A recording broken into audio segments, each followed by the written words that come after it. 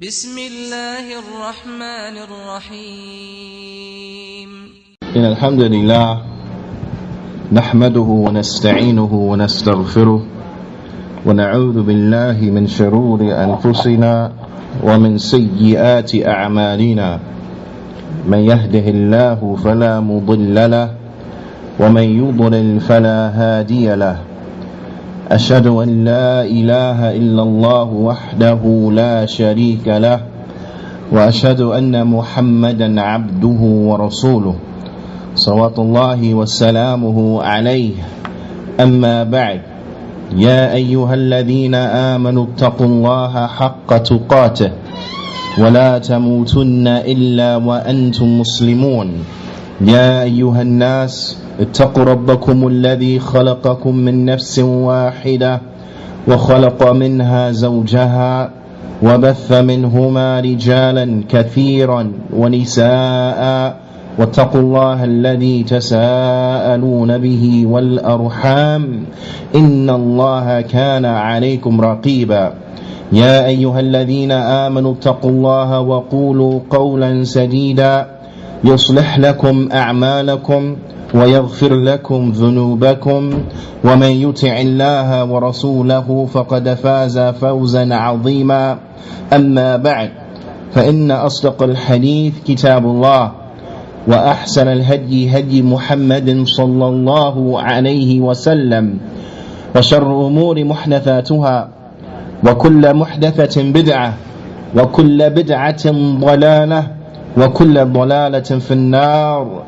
ثم أما بعد، يا عباد الله، عن أبي هريرة رضي الله تعالى عنه أن رسول الله صلى الله عليه وسلم قال: من كان يؤمن بالله واليوم الآخر فليقل خيرا أو ليصمت، ومن كان يؤمن بالله واليوم الآخر فليكرم جاره، ومن كان يؤمن بالله واليوم الآخر فليكرم ضيفه. حديث رواه البخاري ومسلم. On the authority of Abu Hurairah radiyallahu ta'ala anhu, that the Messenger of Allah sallallahu alayhi wasallam, he said, whoever believes in Allah and the last day, then let him speak good or draw silent. And whoever believes in Allah on the last day, then let him honor his neighbor. And whoever believes in Allah and the last day, then let him honor his guest. This hadith is tremendous, ya ibad, as we see that Imam al-Nawawi rahimahullah ta'ala, he said, قوله صلى الله عليه وسلم: من كان يؤمن بالله واليوم الآخر فليقل خيرا أو ليصمت. That whoever believes in Allah on the last day, then let him speak good or let him be quiet. قال الشافعي، قال الإمام الشافعي، Imam al-Shafi'i, he said رحمه الله تعالى: معنى الحديث إذا أراد أن يتكلم فليفكر. He said it means that if an individual, if he wants to speak, then he must think, he must contemplate, he must consider. فإن ظهر أنه لا ضرر عليه تكلم. And if it becomes clear that it is no harm in what he's about to say, then let him speak, let him say it. وإن ظهر أن فيه ضررا وشك فيه أمسك. But if it becomes clear, if he sees that there is a harm in what he's about to say, or he is doubtful on whether or not what he's about to say is harmful, then let him hold back. Let him hold back. And this is the portion of the hadith bi'idhnillahi ta'ala that we really want to look at today.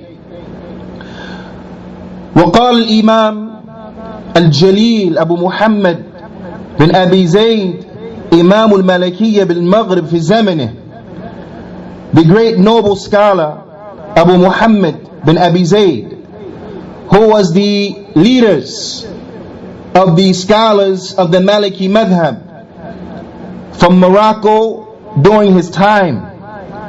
He said, Jamil adab al-khair, all of the good characteristics, all of the outstanding, praiseworthy characteristics, تتفرع من أربع أحاديث, that they emanate from 4 ahadith. قوله صلى الله عليه وسلم من كان يؤمن بالله واليوم الآخر فليقل خيرا أو ليصمت. هذا الحديث, that whoever believes in Allah the last day, then let him speak good or let him draw quiet. Meaning this hadith is one of them.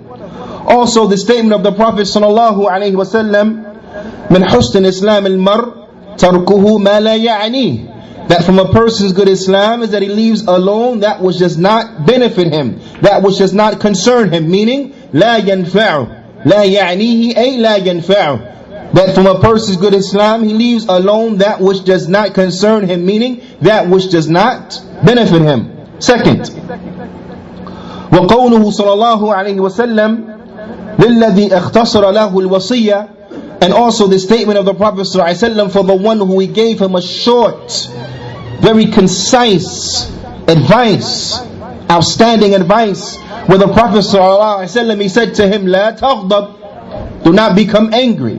Meaning, control yourself once you have become angry. This is number 3.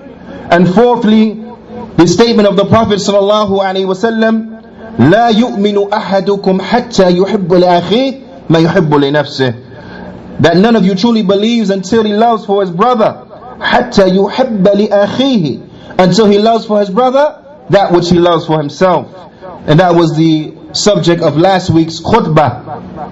على كل حال, we find that inside of these 4 hadith, you find all of the praiseworthy characteristics, you find them emanating from these 4 hadith for the one who ponders, for the one who reflects. وَنَقَلَ عَنْ أَبِي الْقَاسِمِ الْقُشَيْرِ رَحِمَهُ اللَّهُ تَعَالَى, and it has been transmitted upon Abu al-Qasim al-Qushayri رحمه الله تعالى أنه قال, that he said, السكوت في وقته صفة الرجال, استمعوا يا الرجال. The great Imam, he said that silence at its proper time, this is from the characteristics of the men. Silence at its proper time, this is from the manly characteristics. كما أن النقط في موضعه, just like the articulation, النقط في موضعه من أشرف الخصال, just like speech at its proper time is from the most noble of characteristics. So this indicates to us that there is a time that we should talk and there is a time that we should draw silent. As we learn from this hadith of the Prophet sallallahu alaihi wasallam, where he tells us, من كان يؤمن بالله واليوم الآخر فليقل خيرا أو ليصمت. Whoever believes in Allah and the last day, then let him speak good or let him draw silent. من كان يؤمن بالله واليوم الآخر. If we truly believe in Allah on the last day, then we will speak good or we will draw silent. So when it's time to speak a word and that word is good, then this is the time to speak. And this is from the characteristics of the true men. This is from the characteristics of those who have insight and wisdom. This is from the most outstanding of characteristics. And likewise, if there is no good in what we're going to say, if there is no benefit, if it will lead to harm, then it is for us to draw silent. And this is from the characteristics of the men, is to know when to be quiet and to be quiet at that time. This is from the characteristics of the true adults, to know when to be quiet and to be quiet at that time. This is from the characteristics of the one who has a sound intellect, is to know when to be quiet and to be quiet at that time. وسمعت أبا علي الدقاق يقول, and Abu Ali الدقاق, he used to say, من سكت عن الحق whoever is quiet about the truth, to give us more insight about when we should speak and when we should be quiet, to give us more insight about when we are not allowed to be quiet and we must speak. He said, "Man sakata an al-haq, fahuwa shaytan akhras." That whoever is quiet about the truth, then he is a mute devil. Whoever is quiet about the truth, then he is a mute devil. Whoever has the ability to speak a word of haqq in its proper time, in its proper place, and the like, and he withholds from doing that, he refrains from doing that because of some other worldly reason or the like, then verily this individual, he is a mute devil. Because this is not the time to be quiet. When a person has to bring forth a word that is true at its proper time, in its proper place, then he has to bring forth that word. Whereas to be quiet at that time, then this is the characteristic of the mute devils. Ala kulli hal. We understand that we have to be careful what we say and when we say it. We understand we have to be wise with regards to our tongues. وكذا نقل في حلية العلماء عن غير الواحد.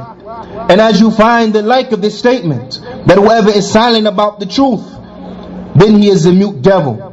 More than one of the ulama, they have mentioned this inside of the book Hilyatul Ulama. Also for Hilya al-Awliya, you find أن الإنسان لا ينبغي له أن يخرج من كلامه إلا ما يحتاج إليه. This is another important characteristic which will help us police what we say. Is that it is not befitting that an individual he brings out from his speech except for that which he needs. It's not befitting that an individual speaks except for with that which is needed. That which is needed, he has a need for. كما أنه لا ينفق من كسبه إلا ما يحتاج إليه. Just like he does not spend from his wealth and from that which he has earned except for that which he needs. You don't find individuals just spending their wealth, throwing their wealth upon anything, but you find that they spend it very frugally upon that which they need. So likewise, the one should be frugal with his kalam. He should be frugal with his speech. He should put his speech out. He should spend his speech upon that which he needs. In other words, he should speak when he needs to speak. Draw silent when speech does not benefit. And this is from the fiqh of the individual. روي أن من فقه الرجل قلة كلامه. That from a man's understanding is the small amount of his speech. The small amount of his speech فيما لا يعنيه, in those things that don't concern him, is his small amount of speech and those things لا ينفعه, that do not benefit him. As you find, we as individuals, as human beings, there will be times we will slip and we will talk about things that don't concern us, talk about things which do not benefit us. But you will find that from a person's fiqh is that this will be something that is rare with regards to him. This will be something that is not his norm. Every once in a while he may slip and speak about something that does not concern him, but you will find that the vast majority of the time he will only speak about those things that concern him.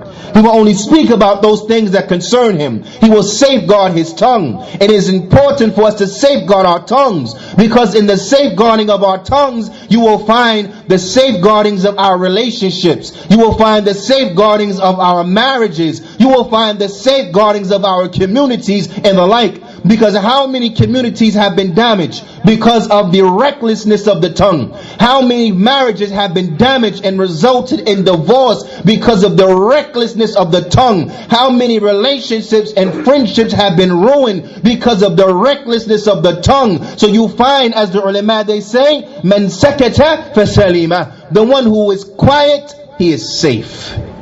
The one who is quiet, he is safe. The one who is quiet when he should be quiet, he is safe. This is what we understand this to mean. Those who are quiet when they should be quiet, they will bring about safety for the community. Those spouses who are quiet when they should be quiet will bring about safety and marital bliss within the marriage.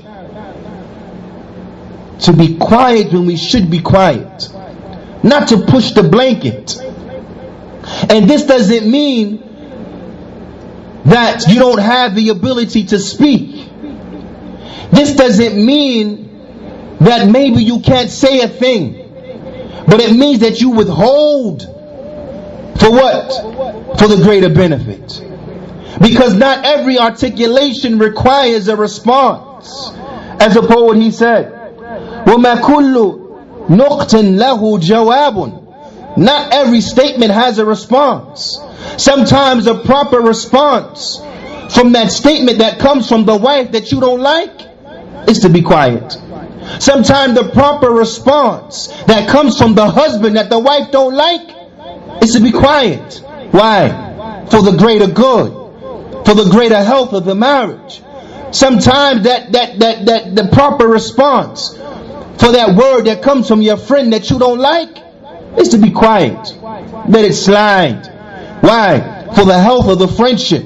Sometimes for the health of the community, the proper response when someone speaks to you out of character is to be quiet. Why? For the overall benefit and health of the community. So it is a must that we be wise. Man sakata fasalima. The one who is quiet, then you will find that what? He will be safe. He will be safe. وَقِيلَ لِبَعْضِهِمْ. And it was said to some of them, some of the Salaf, some of the A'imma, it was said to them, لِمَا لَزِمْتَ السُّكُوتِ. How come you always silent? How come we don't find that you speak a lot? How come we find that it is your norm that you're quiet? فَقَالْ. So they will respond and they will say, لِأَنَّنِي لَمْ أَنْدَمْ عَلَى السُّكُوتِ قَطَّ. They said, because I have yet to regret silence. Because I have yet to regret silence. My silence doesn't result in me regretting. He said, وَقَدْ نَدِمْتُ عَلَى الْكَلَامِ مَرَارًا. He said, but you will find that there were many occasions that I was regretful over something I said. There were many occasions that I regretted over something that I said. Because as we explained, when it is time to be quiet, be quiet. When it's time to speak, speak. But you will find most of the times when we should be quiet, we speak, which will result in what? Regret. You will never be regretful about drawing quiet when it's time to be silent. You'll never regret about that. But if you run your tongue all the time, you will find that you will fall into regret. You will find that the ulama, they used to say, as the saying it goes, Jarhul lisan ka jarhul yad. That the wound that results from the tongue is like the wound that results from the hand. Yes, sometimes the words they cut deep, so be careful what you say. Sometimes the words they cut deep, so be careful how you speak to one another. Sometimes the words they cut deep, so be mindful. Watch out for your tongue. The ulama, they explain, al-lisan kalbun aqurun. That the tongue is like a ravenous dog who loves to bite. The tongue, the similitude of the tongue is like the dog that loves to bite. Upon the slightest provocation, it will bite you. So therefore they say, in khuliya anhu aqara. If you leave it alone, if you neglect it, if you don't show it the loving care and attention that it deserves, then it will start biting. It will randomly bite. So therefore, it is upon us to look at our tongues like what they really are, that ravenous dog that loves to bite, that if we don't watch it, it'll bite the wrong person. If we don't watch it, it'll bite someone and hurt someone that we love. If we don't watch it, it will destroy a relationship. If we don't watch it, it will destroy a community. We have to watch our tongue. We can't neglect it. We have to watch it, give it that love and care it deserves, which is what? It is that we imprison it behind the bars of our teeth when there's no need to talk, when there's no need to use it. That we hold it back from biting and harming those that we love. We hold it back from harming our brothers and our sisters. We hold it back from harming our spouses. We hold it back from harming our children. Watch out for the tongue. أقول قولي هذا واستغفر لي ولكم واستغفروه فإنه هو الغفور الرحيم.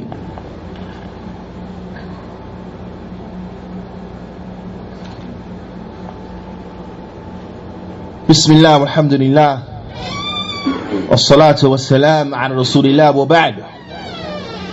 يا عباد الله, watch out for the tongues. Watch out how you use them. Make sure you use them in that which is good. Make sure you use them in that which is a benefit. Anything that's not good, anything that is of no benefit, don't use it. Imprison it. Lock it up by drawing your jaws tight. Don't let it speak. The Imam, he mentions inside of his Nuniyya, Imam al-Qahtani rahimahullah ta'ala, where he says, جمل زمانك بالسقوط فإنه زينة الحليم وستر الحيران. He said, and beautify your time by being silent, because verily silence is the adornment for the one who was forbearant. Silence is the adornment for the one who was forbearant, because the one who was forbearing, then you find that what? He's quiet. Even when he could speak, he's intentionally quiet. And you find that also silence is a shield for the one who is truly confused. As the saying of the old folks, it goes, sometimes you never know how stupid a person is until he opens his mouth. Whereas had he just was quiet, his stupidity would have been hidden. And this is what it means. Sitrun lil hayrani, that it is a shield, it's a covering for the one who's truly confused. So therefore you find silence benefits both. It benefits the one who is forbearing, and it benefits the one who is foolish, by it covers his foolishness. Ala kullin, there comes in some lines of poetry something that we need to reflect upon, while we have to really look out for our tongues and what we say. It says, يَمُوتُ الْفَتَى من عثرة من لسانه وليس يموت المرء من عثرة الرجل فعثرته من فيه ترمى برأسه وعثرته برجله تبرأ على المهل. استمعوا, this is tremendous. He says you find that an individual, you find that a young man, he may die, he may get killed because of the slip of his tongue. The young man may get killed because of the slip of his tongue. If you read through the news and the like, you will find instances like this, where someone goes upon a killing spree and so on and so forth. You ask them why? It was an argument. Somebody rubbed me wrong, I took the gun and started killing everybody. It happens. Reflect on the hadith of the man who killed 99 people. And he asked, was there for him tawbah? So they pointed him to one who was given to worship, but he was jahid. And he asked him, do I have tawbah? I've killed 99 people, can I make tawbah? So the man, because of his ignorance, his tongue slipped. He said, no, you can't make no tawbah for you. So you know what happened? He became the 100th victim. He got killed because he gave a bad fatwa. And this is the reality. He got killed because of the slip of his tongue. But when he went to the one who had true ilm, the one who had true knowledge, and he told him what had happened, he said, of course there is tawbah. Of course the door of tawbah is open. And then he told him what he told him to the end of the hadith. Ala kulli hal, this is a proof that sometimes people get killed because of what their tongue say. He said, but you find that a man, he never got killed because of the slip of his foot. The man, he never got killed because his foot slipped. He tripped up. He never got killed because of the slip of his leg. He said, but you find that the slip of the tongue, or the slip that emanates from his mouth, it'll cause a man's head to fly. The slip of the mouth, it'll cause a man's head to fly. Naam. Or to be thrown, as they say. Here, to be thrown, cause his head to be thrown. But as those from my generation, we used to say, it'll cause a man's head to fly. Get his head flown. Because he said something he shouldn't have said. Whereas you find the slip of his leg, it only what? It only slows up his stride. When he trips up, when he's walking, the slip of his leg, it only slows down his stride. Doesn't harm him at all. Doesn't harm him. So we have to be wise, ya ibad, about how we use our tongues. Another poet, he said, قَدْ أَفْلَحَ السَّاكِتُ الصَّمُوتُ. He said that verily the one who is silent, he is safe and he is successful. Verily successful is the one who is silent. كَلَامُ وَاعِي كَلَامُ قُوتُ. The speech of the one who is intelligent, who is insightful, the one who takes heed, then his speech is nourishment. The speech of the one who is wise, his speech is nourishment. When he speaks, he's going to tell you something that's profound. When he opens his mouth, you know you want to hear what he has to say. The speech of the one who is insightful is a speech that is like nourishment. وَمَا كُلُّ نُطْقٍ لَهُ جَوَابُ وَجَوَابُ مَا يَكْرَهُ السُّكُوتُ. And not every statement has an answer. And the answer for that which you don't like a lot of times is what? Is you be quiet. The statement of that which you don't like is that you be quiet. And then he says, وَعَجَبًا لِمْرِئٍ ظَلُومٍ مُسْتَيْقِنِ أَنَّهُ يَمُوتُ. He said, and most amazing, most astonishing, most amazing and astonishing is the harsh tongue tyrant. Most astonishing is the individual who is a harsh tongued tyrant, who knows with a certainty that his tongue is going to cause his death. That's amazing. A person who knows that what he's about to say is going to destroy his marriage, who knows that all he has to do is be quiet, let the situation calm down, leave that thing alone. If it has to, revisit it later at a better time. Don't talk about it now. He knows that if he speaks about it now, it's going to destroy his marriage.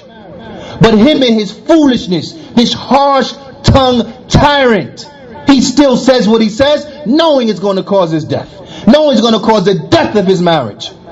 That individual who is so foolish, that harsh tongue tyrant that knows that the word that he's going to say is going to result in his harm, ultimately result in his death, and he still in his foolishness still says what he says that results in his death.